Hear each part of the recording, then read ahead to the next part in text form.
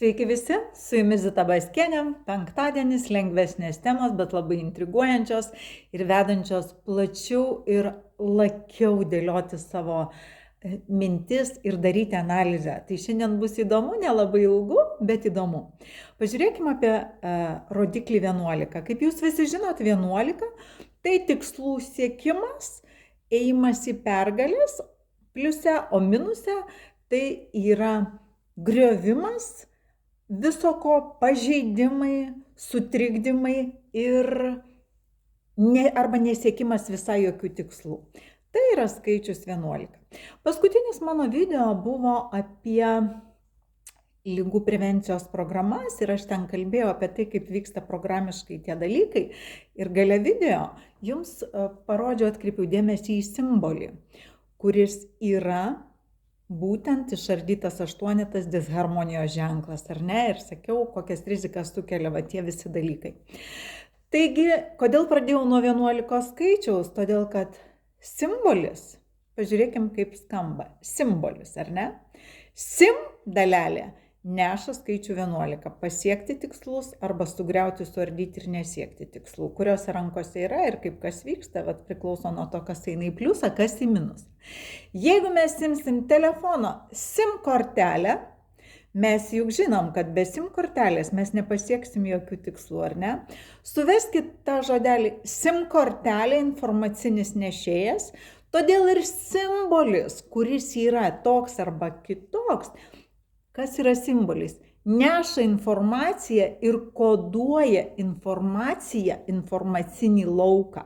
Todėl nemanykit, kad simboliai tai yra kvailystė arba kažkokių sektantų dalykai. Tai yra instrumentas, kurį naudoja žinantys ir pasaulio veikimo principus suprantantys žmonės. Jeigu jie yra pozicijose negatyviausiai, jie naudos per negatyvą tą 11, tą sim.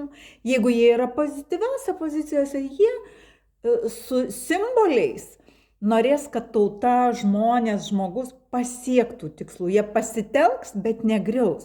Tai sim yra informacijos nešėjas, simbolis yra informacijos nešėjas, o sim šifruoja tai, kad tai yra pasiekimui kažkokių tikslų. Dabar vyšnaitė ant torto.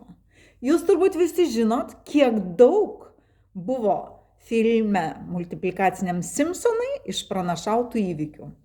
Kaip jūs galvojat, o tas pavadinimas Simpsonai, SIM kortelė, užkoduota informacija neturi nieko bendro. Aš tik šiandien tiesiog atverdama va taip savo mintims laisvę, kas po to simgulį, tiesiog atradau tokius žodžius, kad Simpsonai, todėl ir tai ir yra programavimas, nes informacija paleidžiama, o mes suprogramuojam patys visus įvykius, žiūrėdami, duodami tam energiją ir taip viskas vyksta, jokių būdų net atvirkščiai.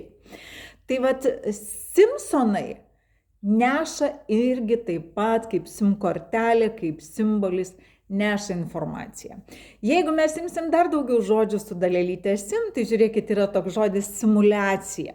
Simuliacija, vėlgi, gretinkim su visa informacija, apie ką kalbu. Simuliacija tai, kai aš nieko nenoriu veikti, bet man simuliuoja kažkokius vaizdus ir aš jau jaučiuosi lyg ten išvažiavus kažkur. Simuliacija tik yra minuse, va tai yra minusas, kai aš nieko nedarau, bet noriu jaustis lyg ten, ar ne?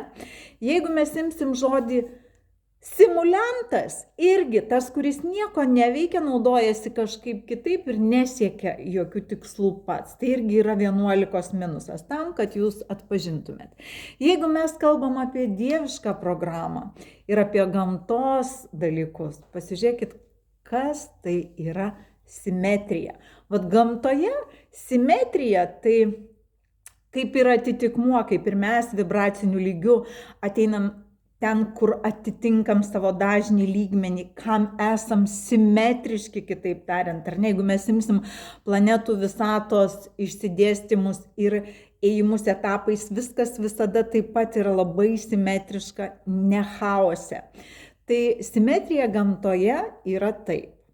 Tai pažiūrėkit, kaip įdomu, ar ne? Jums tiesiog savaitgaliui pamastymui su SIM dalelytė, kas tai yra? Tai yra informacijos nešėjas. Jeigu informacijos įrankiai arba SIM kortelė arba informacija yra pozityvaus žmogaus arba veikėjo rankose, mes pasieksim tikslus. Jeigu jinai bus negatyvaus rankose, mes griūsim ir viskas bus sugriauta. Dar kas man beieškant žodžių su SIM atėjo į galvą. Aš kažkodėl prisiminiau Ievos Simonaitytės Aukštųjų Šimonių likimą. Tai buvo veikalas, jeigu taip visai trumpai, tai yra kas yra vertybės, kaip jos prarastos ir tų pamatinių vertybių buvimo ir praradimo toks apžvalga, toks įkūnijimas kūrinyje, ar ne? Tai buvo Ievos Simonaitytės kūrinys, SIM, ar ne?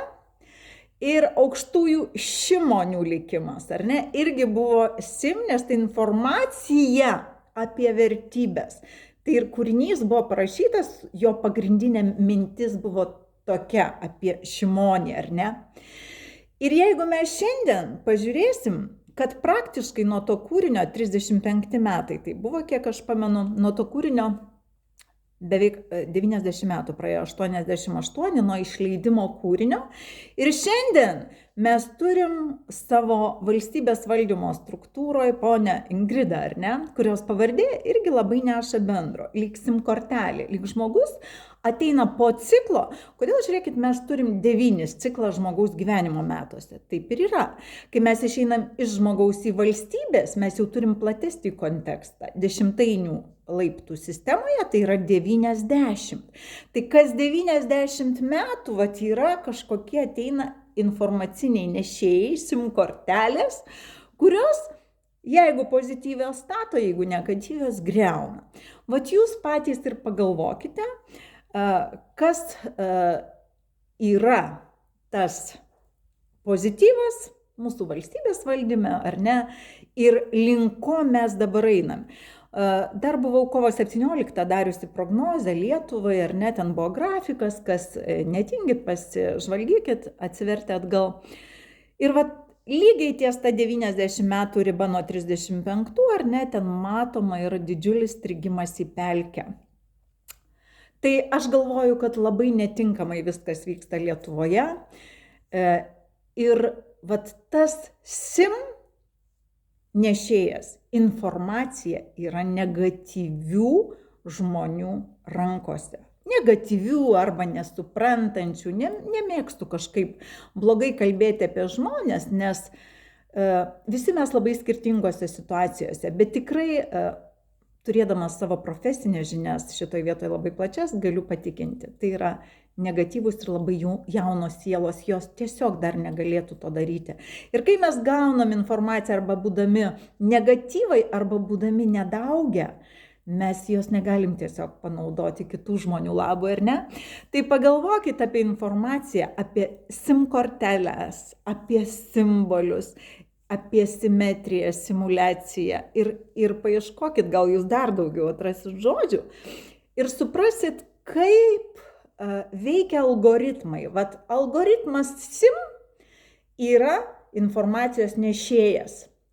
Ir 11 jau sakiau, kas yra. Ir viskas, kas po žodeliu ir dalelytė SIM yra, bus su tuo susiję. Tai linkiu jums įdomių atradimų, gero savaitgalio ir tokios, kaip sakyt, įžvalgios minties, gilaus analizavimo ir atradimų savo dėl savo malonumo ir įdomumo. Tai viso, iki.